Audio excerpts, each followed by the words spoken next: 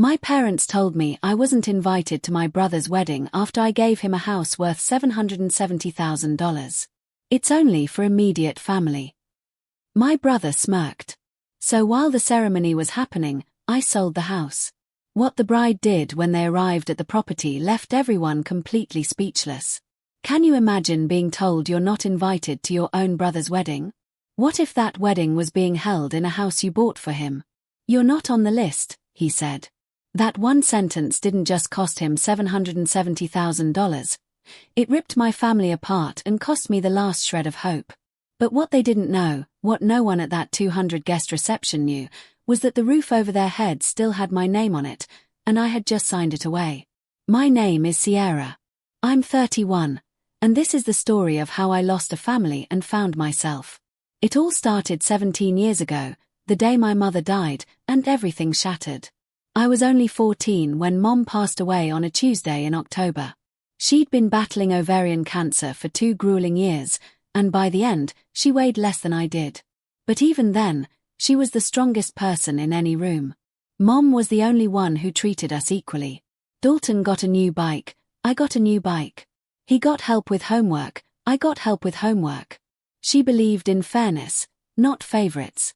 The funeral was small, under a grey sky, the grass wet and smelling of lilies and mud.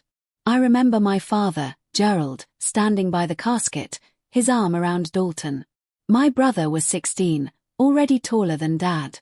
Gerald pulled Dalton close and said, loud enough for everyone to hear, "You're the man of the house now, son." I stood 3 feet away, utterly invisible. No one said a word to me, except one person. Patricia Callahan, Patty, my mother's best friend since college. She found me standing alone by the back pew. She crouched down, took my hands, and looked me straight in the eyes. "I promised your mother I'd always have your back," she said. "Remember that?" I nodded, but honestly, I had no idea what she truly meant. Not yet. What I didn't know, what I wouldn't learn for years, was that in her final weeks, my mother had asked Patty to become my legal godmother. She'd signed formal, binding paperwork. At the time, it seemed like a formality, a sentimental gesture. It wasn't. My mother knew something I didn't. She knew what my father would become without her there to balance him. And she was right about every single thing she feared. After the funeral, our house split into 2 wildly different worlds. Dalton's world had everything. A used Mustang on his 16th birthday. A college fund that Dad topped up every month. Golf lessons. Weekend trips to check out campuses. A bedroom that got repainted twice. My world. It had leftovers. When I asked Dad for textbook money my sophomore year, he didn't even look up from the TV. "Ask your brother," he mumbled. I already gave him the budget. The budget. Like there was one pool of money and Dalton just got to it first. I started working at a coffee shop the week I turned 16, for 30 a.m. shifts before school. I bought my own notebooks, my own calculator, my own winter coat when the zipper broke, and no one even noticed. One night, I needed Dalton's car for a scholarship interview, my only shot at college, the next morning. The bus didn't run early enough. I knocked on his door. "Can I borrow the car tomorrow? Just for 2 hours?" He didn't look up from his phone. "I need it. Take the bus." "The bus doesn't run at 6 a.m., Dalton." Not my problem. So, I walked 2.5 miles in the dark. I got the scholarship. Here's the thing that burned the most. I found out later, years later, when Patty helped me pull old bank records, that Mom had set up a college fund for me too, equal to Dalton's. After she died, Gerald quietly transferred every single dollar into Dalton's account. Every single dollar. He didn't even wait a full year. I graduated high school on a Saturday in June, summa cum laude, National Honor Society, a full ride to state. Gerald took Dalton to a basketball game that afternoon. I walked across the stage alone. Almost alone. When I scanned the bleachers, rows and rows of families holding flowers and balloons, I found one face. Patty. 3rd row, left side. She was clapping so hard her whole body shook, a single sunflower in her lap. That night, I packed 2 suitcases. Gerald was in the living room, watching SportsCenter. I walked past him with my bags, and he glanced up. You leaving? Yes. Lock the door on your way out. That was it. No hug. No good luck. No, call me when you get there. Just lock the door. I rented a room above a laundromat 40 minutes away. I worked 2 jobs, coffee shop mornings, restaurant nights. I studied in between, sleeping 4 hours on good nights. Patty offered to help financially, sat me down with a checkbook. Your mother left you something with me. Let me use it. I shook my head. No, I need to do this myself, Patty. If I take your money, I'll never know if I can stand on my own. She put the checkbook away, not arguing. Just nodded and said, You sound just like your mother. I got my real estate license at 22. My first sale at 23. My first 6-figure year at 26. 10 years after I locked that door behind me, I stood in front of a house worth $770,000, and I signed my name on the deed. But not for me. The call came on a Wednesday. I hadn't heard from Gerald in almost 3 years. No birthday calls, no Thanksgiving invites, no how are you? Nothing. Then, out of nowhere, Sierra, it's your father. He didn't ask how I was, or about my job, my health, my life. He got straight to the point. Your brother needs a place. He's getting serious with a girl from a good family. He can't be renting some apartment. Help him out. Not would you consider, not if you're able. Just help him out, like I was the family handyman and a faucet was leaking. I was 29. I had closed over 40 deals that year. I had savings. I had a reputation. I had built every single piece of my life with no help from the man on the other end of the phone. And still, some part of me thought, maybe this time. Maybe if I do this, they'll finally see me. Maybe if I give enough, I'll finally be enough. So, I bought the house. A 4-bedroom colonial in a nice suburb. New roof, big yard. $770,000. I kept the deed in my name. That was the one thing I did right, and it wasn't even my idea. Patty sat across from me the day I told her. She didn't yell. She set her coffee cup down slowly and said, You're buying his love, Sierra. It doesn't work that way. I know, I said. Do you? Just promise me you'll keep a copy of the deed. She took the papers. She looked at me the way you look at someone walking toward a cliff who won't stop. Keep your name on that deed, Sierra. Promise me. I promised. Dalton moved in a week later. He never once asked whose name was on the paperwork. It started small. So small I almost didn't notice. Thanksgiving, the first year after Dalton moved in. I called to ask what time dinner was. Oh, Nicole's family is coming this year. We don't really have enough chairs. Maybe next time. Next time. Christmas. We're heading to the Ashfords this year. Their place is bigger. You know how it is. Gerald's birthday in February. It's just a small dinner. Didn't want to make a big deal. Every time, a reason. Every reason just believable enough that I could swallow it if I didn't chew. But I chewed. Dalton was dating Nicole Ashford. Her family had money, real money. Country club, charity galas, last name on a hospital wing. Nicole was sweet, from what little I heard. Dalton was performing the role of his life, the devoted son from a small, close-knit family. The kind of man a girl like Nicole could bring home to her mother. And I didn't fit that story. He started editing me out slowly, carefully, like someone airbrushing an old photo. I found out how far he'd gone one December night, scrolling through Nicole's Instagram. There it was. A photo of Dalton, Gerald, Nicole, and her parents standing around the dining table in my house. Christmas garland on the banister I'd picked out, candles on the mantel I'd paid for. And the caption, Family Christmas at our home. Just us, a small family. Our home. Small family. I stared at that photo for 30 seconds. Then I screenshotted it and saved it to a folder I didn't have a name for yet. I didn't know why I was saving it. Something in my gut told me to. Something that sounded a lot like my mother's voice. The phone call that changed everything wasn't from Dalton. It wasn't from Gerald. It was from Rachel Park, a colleague at my brokerage. We'd closed a dozen deals together. She knew her stuff, and she knew how to listen. "Sierra, this is awkward," she said one afternoon. "But does your brother live in that colonial in Maplewood?" "Yes." "Why?" "Because someone fitting his description came into a consultation with Jim Bowen's firm last week asking about adverse possession." My stomach dropped. Adverse possession. It's a legal concept. If someone lives in a property long enough, openly and continuously without the actual owner objecting, they can eventually claim ownership. It takes years. It varies by state. But Dalton was asking. He was looking for a way to take my house from me, legally. I called Patty that night. She confirmed what I already feared. If he files the right paperwork and you don't challenge it in a few years, he could have a case, she said. It's a stretch, but the fact that he's asking, that tells you everything. It did. I wasn't just losing a house. I was losing the fiction I'd built. That somewhere underneath the silence and the excuses, my family still wanted me. That the house was a bridge, not a transaction. That blood meant something. But I didn't act. Not yet. There was one more test. The wedding. Dalton and Nicole had gotten engaged in January. The wedding was set for June. 200 guests.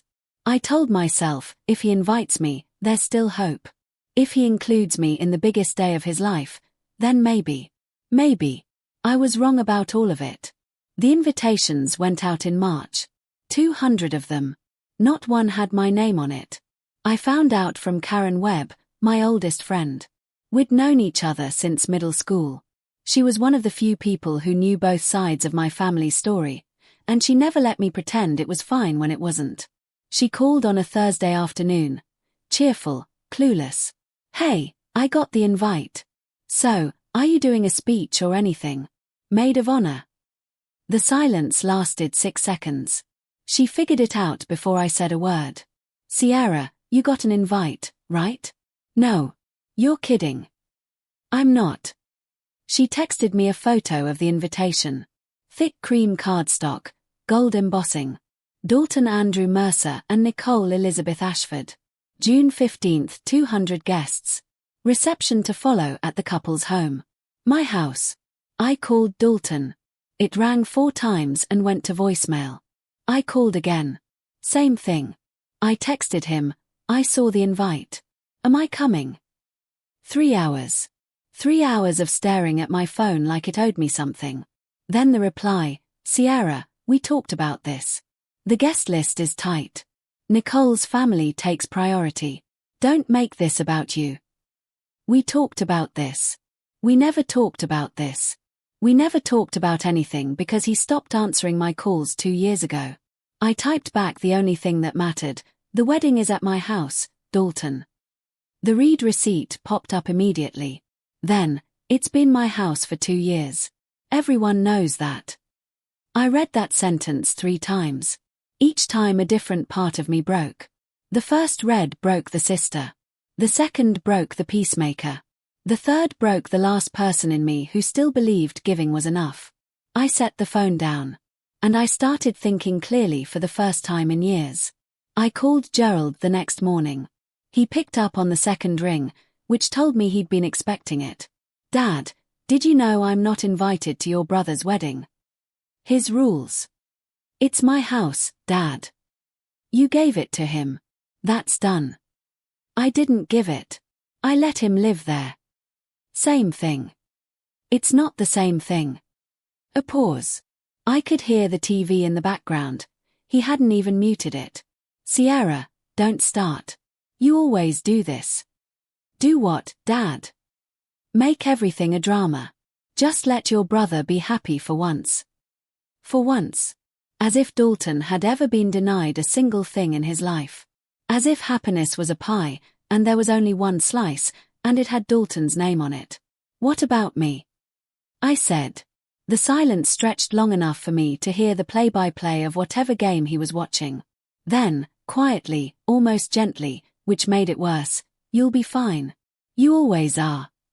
He hung up. I sat on my kitchen floor for a long time after that. Not crying. Just sitting, holding the phone in my lap like a dead thing. You'll be fine. You always are. He said it like it was a compliment. Like my ability to survive everything they threw at me was a feature, not a scar. Like the fact that I always landed on my feet meant it was okay to keep pushing me off the ledge. That sentence, 6 words, was the cruelest thing my father ever said to me. Not because it was angry. Because it was calm. Because he believed it. Because in his mind, it was permission. Permission to never show up for me again. And he never did. I did something I'm not proud of. I wrote Dalton a long message. Not angry, not begging, just honest. I told him everything. Every holiday I missed. Every call he didn't return. Every time I made an excuse for him because the truth was too heavy. I told him about the college fund Dad took from me. I told him I bought that house because I thought it would bring us closer. I asked him one question. Do you actually want me out of your life, or have you just been too comfortable to notice I'm still here? He read it. The little check mark turned blue. He didn't reply. 2 days later, my phone buzzed. A number I didn't recognize. Hi, Sierra. This is Nicole. My chest tightened. Dalton told me you've been pressuring him about the wedding. I understand you feel left out, but this is our day. Please respect our wishes. Then a second message. We appreciate the house, but don't use it as leverage. Don't use it as leverage. I read that twice. Dalton hadn't just excluded me. He'd built a story. In his version, I was the difficult sister. The one who couldn't let go. The one who dangled money to control people. He'd flipped it, turned me from the person who gave everything into the person who used everything. And Nicole believed him. Why wouldn't she? She'd never met me. She didn't even know I existed until I became a problem. I put my phone on the counter. I stared at the ceiling. I didn't cry. For the first time in my life, I didn't cry. Something shifted behind my ribs. Not anger, not sadness. Something colder, quieter. Something that felt like the lock clicking shut on a door I'd been holding open for 17 years. I opened my laptop. I looked up Russell Tate's phone number. Patty didn't say, I told you so. I called her at 9 that night. I told her everything. The invitation, the texts, Gerald's 6 words, Nicole's message. I told her what Dalton had been telling people. I told her about the adverse possession inquiry. I said the thing I'd been afraid to say out loud. I think I've been a fool, Patty. She was quiet for a moment. Then, you weren't a fool. You were a daughter who loved her family. That's not weakness, Sierra. That's who your mother raised. I pressed my fist against my mouth to keep steady. The deed, she said. It's still in your name. Yes. Good. That's the only thing that matters right now. The next morning, I sat across from Russell Tate in his downtown office. He was Patty's former colleague, mid-50s, reading glasses on a chain, the kind of lawyer who speaks like his billing by the syllable, but means every one. He reviewed the documents for 20 minutes. Deed, property records, tax filings. All in my name. No lease agreement with Dalton. No rental contract. No written permission of any kind. Russell looked up. Who's been paying the property taxes? I have. Every year. Mortgage paid in full at closing. It's mine. Free and clear. He took off his glasses. Miss Mercer, your brother has no legal claim to this property. No lease, no contract, no equitable interest. Legally, he's a guest in your house. Nothing more. A guest. Dalton had been living in a $770,000 home, throwing Christmas parties, planning his wedding there, telling everyone it was his, and legally, he was a guest. I asked Russell one question. If I sell it, can he stop me? No. That word sat in the room like a stone dropped into still water. Karen called me 2 days later with something that knocked the wind out of me. I need to tell you something, she said. I was at the engagement party last month, the one at the Ashfords Club. I hadn't been invited to that either, obviously. Dalton gave a toast. He thanked Gerald, called him my only family. And when Nicole's uncle asked if he had siblings, Karen paused. He said, "Just me, only child." I closed my eyes. "Sierra, are you there?" "I'm here." That night, I did something I hadn't done before. I went through everything. Nicole's social media, Dalton's. Every photo, every tag, every comment from the past 2 years. Nicole's feed, vacations with Dalton, dinners with Gerald, holidays at the house. Not a single photo of me. Not one mention. Dalton's feed. He'd gone back and deleted or cropped every old family photo that included me. Birthday parties, Thanksgivings, even our mother's memorial service. In every image, I was simply gone, like I'd been cut out with scissors. Then I found the post that made my hands shake. Nicole, 6 months ago. A photo of Gerald at the dining table laughing, wine glass raised. The caption, "So grateful for Dalton's dad, Gerald, the sweetest father-in-law. Just us, a small family, and that's all we need." But the post that shattered me was older. Dalton, responding to a comment under a photo of the house where someone had written, "Beautiful place. How'd you swing it?" And Dalton replied, "Dad helped us out. Family takes care of family." Dad helped us out. He credited Gerald for my house. And Gerald let him. I screenshot everything. Saved it all. Closed my laptop. He didn't just cut me out. He rewrote the story. And in his version, I never existed. I sat in my apartment for a long time that night. The lights were off. Just the glow of the street lamp through the window and a framed photo of my mother on the shelf by the door. She was 31 in that photo, my age now, holding me as a baby, smiling like the world made sense. I thought about what she would say if she could see this. All of it. The house, the silence, the cropped photos, the lies. And I heard her voice. Not literally, but the way you hear someone you've loved so deeply that their words live inside your bones. "Don't let anyone tell you you're not worthy." I picked up the phone. I called Russell. "List the house." A pause. "You're sure? Once it's done, it's done." "I'm sure." It took 3 weeks. Russell found a buyer, a young family relocating from out of state. They loved the house. They offered full asking price, no contingencies. Clean deal. Closing date, June 14th. 1 day before the wedding. I signed the papers in Russell's office on a Tuesday afternoon. The house changed hands at 4:17 p.m. It was no longer mine, which meant it was no longer Dalton's to stand in. Russell prepared the notice to vacate. 30 days. Standard. Completely legal. I chose the delivery date, June 15th. The morning of the wedding. Patty sat with me that evening. She didn't say much. She just poured 2 glasses of wine and waited. "How do you want to do this?" she asked. "Quietly," I said. "I just want him to know the truth." I sat there for a long time after she left. I wasn't happy. I wasn't sad. I was hollow. Like I'd cut away a part of my body that had been dead for years, but I'd been too afraid to let go of. If you've ever had to choose between loyalty and self-respect, you know exactly what that feels like. June 15th, a Saturday. 82 degrees. Clear sky. I drove to the neighborhood at 6:30 in the evening. Not to the house. To the end of the block, where I could see the driveway from a distance. I parked under an oak tree and turned off the engine. The house looked beautiful.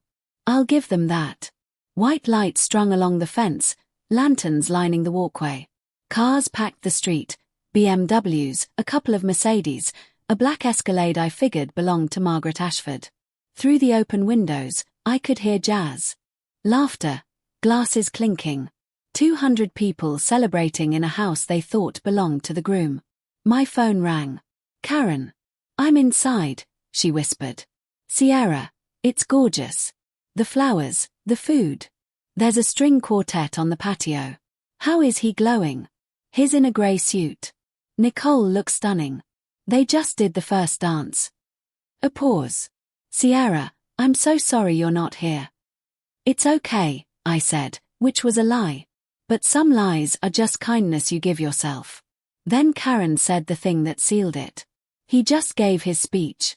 Thanked Gerald for, and I'm quoting, giving me everything, including this beautiful home. Gerald stood up and took a bow. People clapped.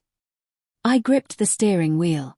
And Sierra, he said he wishes his mom could be here. He said she's the only one missing tonight. The only one missing.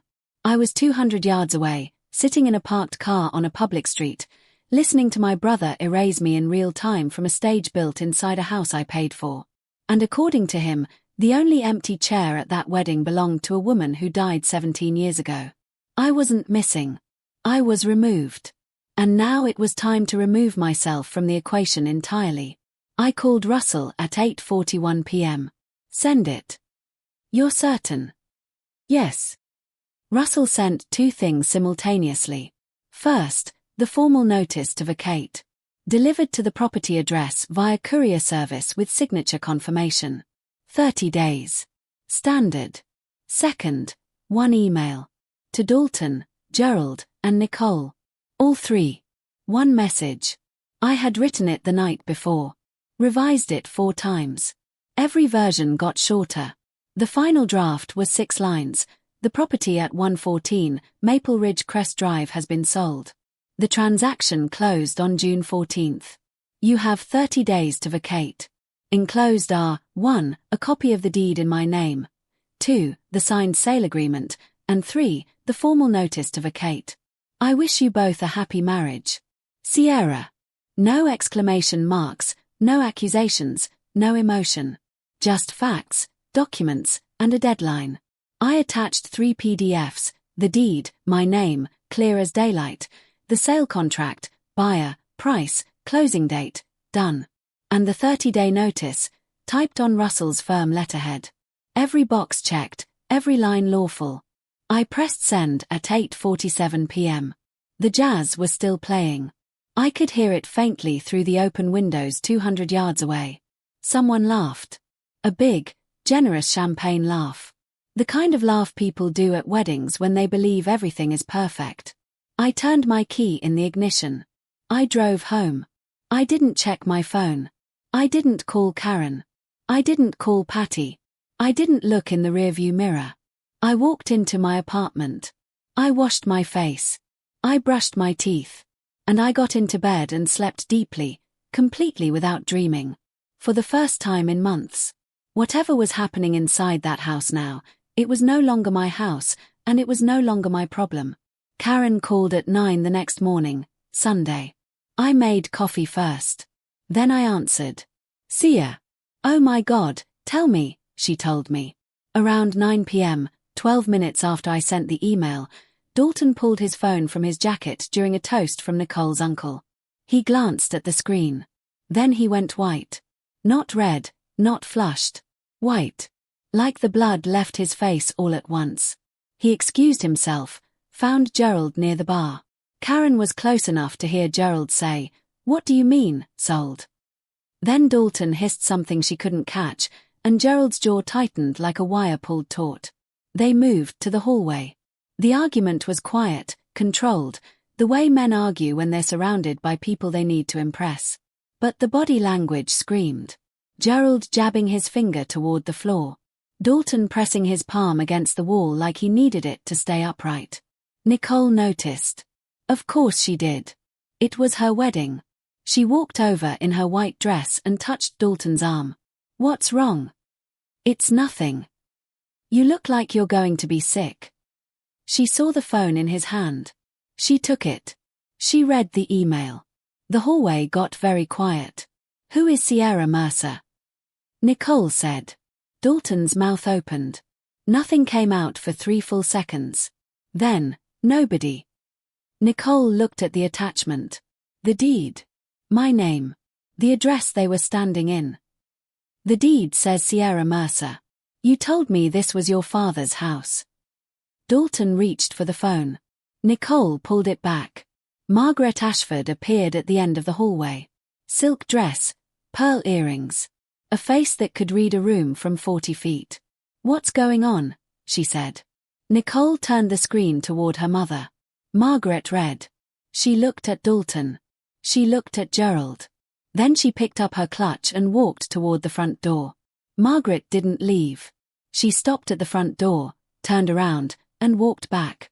That was worse. She stood in front of Dalton in the foyer, where the string quartet had been playing 10 minutes earlier and a dozen guests were now pretending not to watch. "My daughter asked you a simple question," Margaret said. "Who is Sierra Mercer?" Dalton ran a hand through his hair. He tried to smile. It didn't land. It's complicated. She's a distant relative." Karen stepped forward. "She told me later she hadn't planned to, but she'd had 2 glasses of champagne and 17 years of watching me get erased, and something in her just broke." "She's his sister," Karen said. "His younger sister, and she's the one who bought this house." The room went silent. Not movie silent. Real silent. The kind where you can hear someone's shoe shift on the hardwood floor. Margaret looked at Gerald. "You have a daughter?" Gerald straightened his shoulders. "Old habit. This is family business. It became my family's business the moment my daughter married into your lies." That word, lies, landed like a slap. Gerald flinched. Physically flinched. I'd never seen him flinch at anything in my life. And I wasn't even there. But Karen described it so precisely I could see it. Nicole stood up from the chair someone had brought her. She smoothed the front of her dress. She didn't yell. She didn't cry. She said very quietly, "I need air." She walked outside. 2 of her bridesmaids followed. Then her aunt. Then her cousin. Then Margaret, who paused at the door and looked back at Gerald with an expression Karen described as the end of something. The DJ had stopped the music 20 minutes ago. Nobody asked him to restart it. Dalton stood alone in the foyer. Guests filed past him in small, murmuring groups, collecting coats and purses. Nobody said goodbye. The last car left at 11:14 p.m. Gerald called me at 7 the next morning. Sunday. I was sitting at my kitchen table with coffee and the newspaper. I let it ring twice. Then I picked up. "What did you do?" His voice was low, shaking. Not with grief. With rage. "I sold my house, Dad." "You ruined your brother's wedding." "No, I sold my property. That's my legal right." "You need to fix this. Call the buyer. Undo it." "It's done, Dad. It's not my house anymore." "You did this to hurt him." I set my coffee down. "No. I did this because he erased me. You both did." Silence. I could hear his breathing. Heavy. Uneven. The breathing of a man not used to being on the losing side of a conversation. Then he pulled out the one weapon he had left. "Your mother would be ashamed of you." There it was. The trump card. The invocation of a dead woman who couldn't speak for herself. Used by the man who broke every promise he ever made to her. My voice didn't shake. I want that on record. It didn't shake, and it didn't rise. Mom would be ashamed of what you did to her daughter. Nothing. 5 seconds. 10. "Don't call me again, Sierra." "I wasn't planning to, Dad." He hung up. I sat there. The coffee got cold. The newspaper stayed unread. The apartment was quiet in the way that only empty rooms are quiet. The kind of quiet that has weight. That was the last conversation I had with my father. Not the last time he tried to reach me, that came later, through other people, in softer tones. But the last time I picked up the phone for Gerald Mercer. Some doors closed with a slam. This one closed with a click. And I was the one who turned the lock. Dalton called Monday afternoon. I almost didn't answer. But I realized I needed to hear what he'd say. Not for hope. Not anymore. For closure. "You can't do this." His voice was raw. Hoarse. The voice of a man who'd spent the night arguing or crying or both. "This is my home, Sierra." "It was never your home, Dalton. It was mine. I let you live there. I'll sue you." "Go ahead. The deed is in my name. Always was." Silence. Then the shift came. I'd been waiting for it. The moment he switched from rage to charm, from weapon to tool. "Sierra, come on." His tone dropped. Softer. Almost warm. We're family. I know things haven't been perfect, but we can work this out. I'll talk to Nicole. We'll have you over for dinner. You told your wife I don't exist. The sentence sat between us like a wall. I can explain. You don't need to. I understand perfectly. Sierra, please. Nicole's furious. Her mom won't return my calls. If you could just. Just what? Fix it for you like I've always done. He didn't answer. You have 30 days. That's the law. I suggest you use them.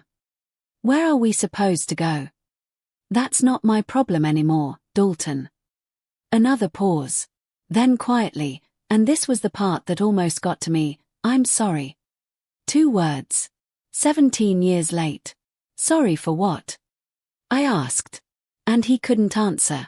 He literally couldn't name the thing he was sorry for, because naming it would mean admitting it happened.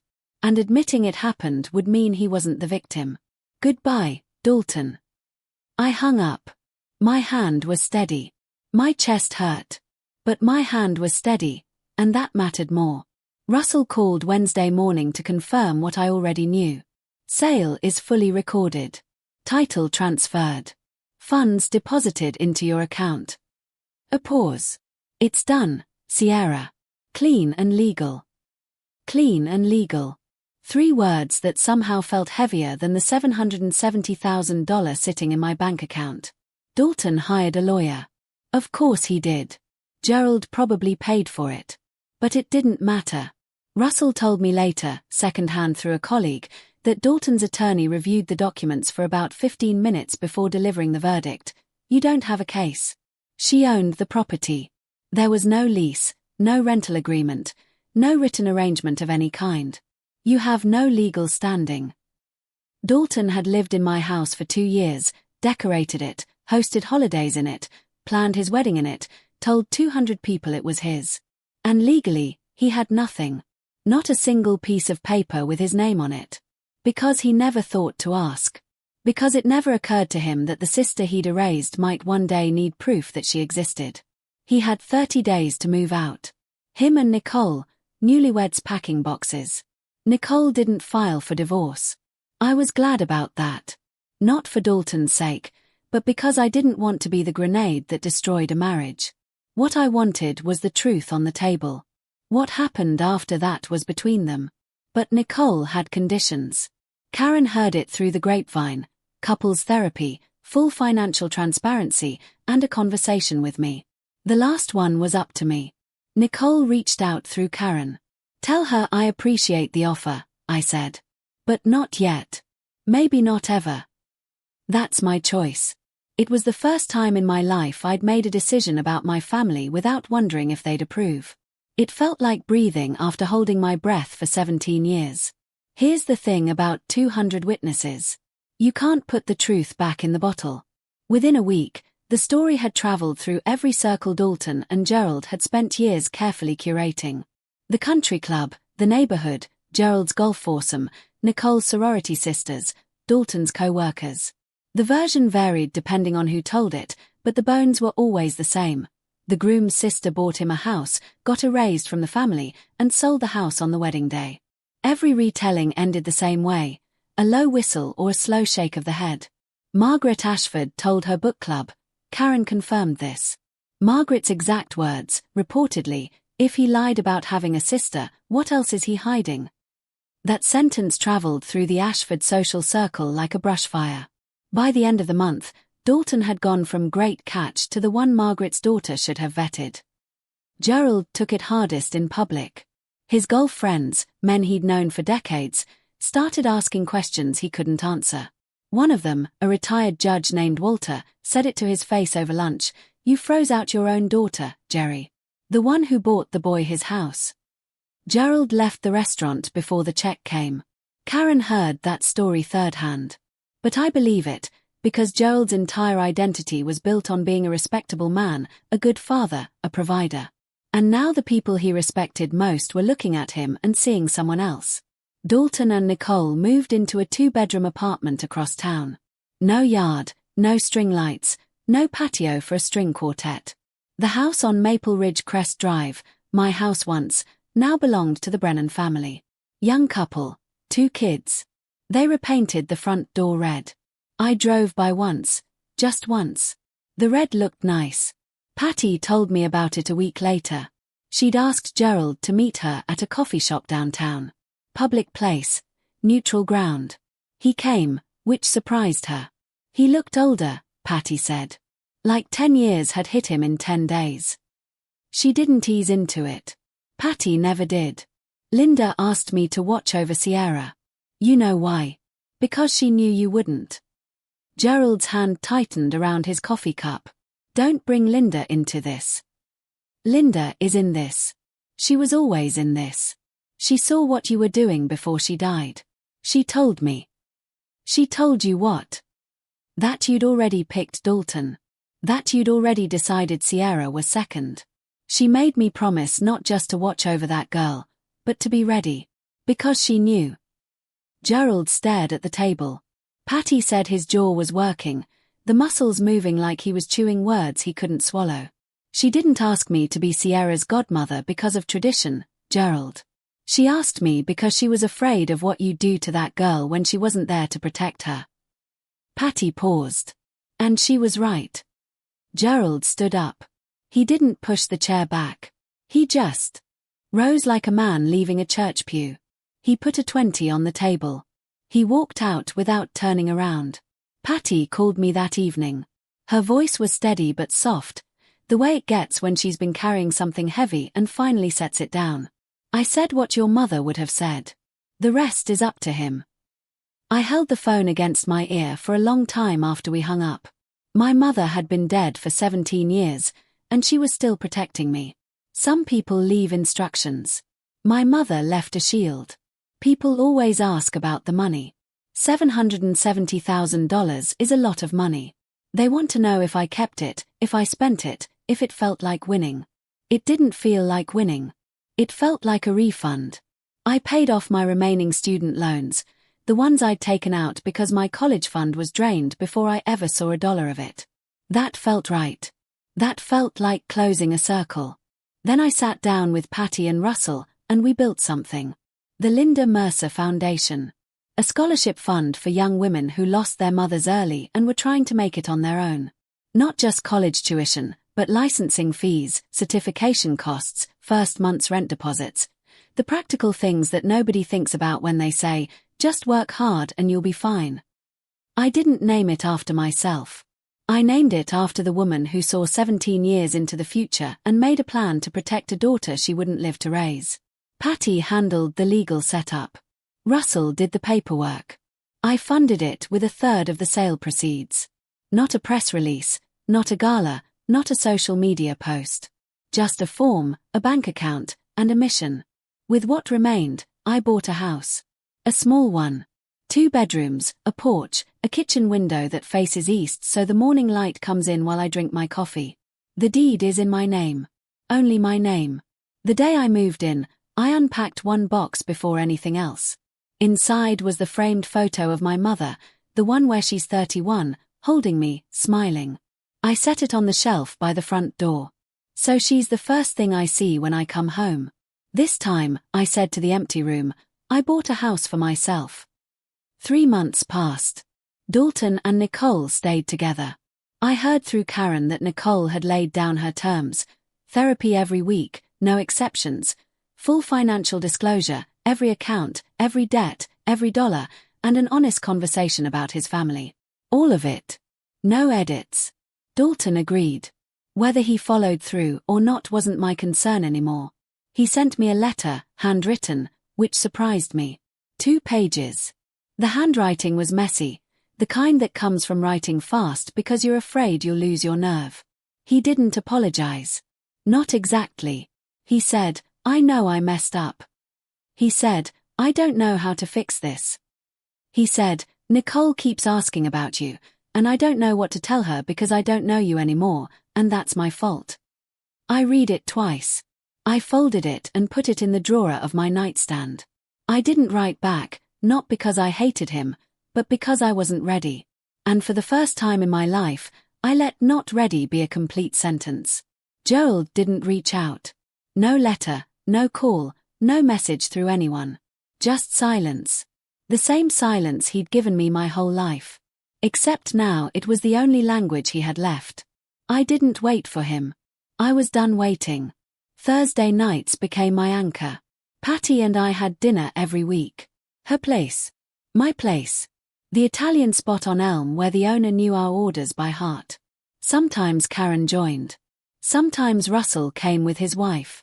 We'd eat. We'd talk.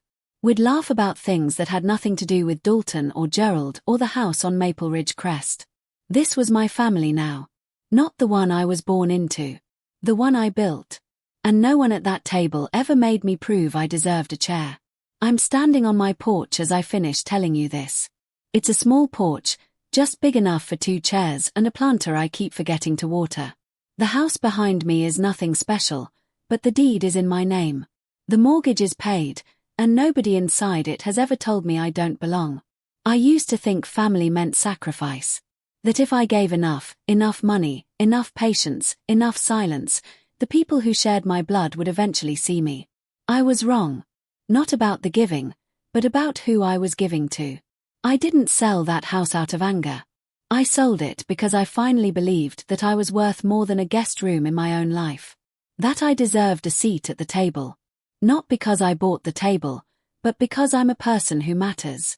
If you're in a family where you're always the one giving and never the one receiving, where your love is treated like a subscription they can cancel whenever it's inconvenient, you don't need their permission to stop. You don't need them to agree that you've been hurt before you're allowed to heal. A boundary isn't a wall. It's a door. And you decide who walks through it. I don't know what happens next with Dalton. Maybe one day I'll be ready to sit across from him and listen. Maybe I won't. That's allowed. I don't know about Gerald. I've stopped trying to predict a man who never learned how to see me. Maybe Patty's words planted something. Maybe they didn't. That's his work to do, not mine. What I know is this: I'm 31. I have a home that's mine. I have people who chose me. I have my mother's name on a foundation that helps girls who remind me of who I was at 18. Alone, broke, but not broken. If you've ever had to choose between keeping a family and keeping yourself, I want to hear your story. Tell me in the comments. I'll be reading. Thank you for staying with me through this whole story. If it touched something in you, hit that like button and subscribe. Not because I asked, but because maybe someone you know needs to hear this too. Share it with them. And if you're ready for another story about standing your ground and finding where you truly belong, there's a link in the description waiting for you. I'll meet you there. Take care of yourselves, and remember, you were never too much. They were just offering too little. I'll see you in the next one.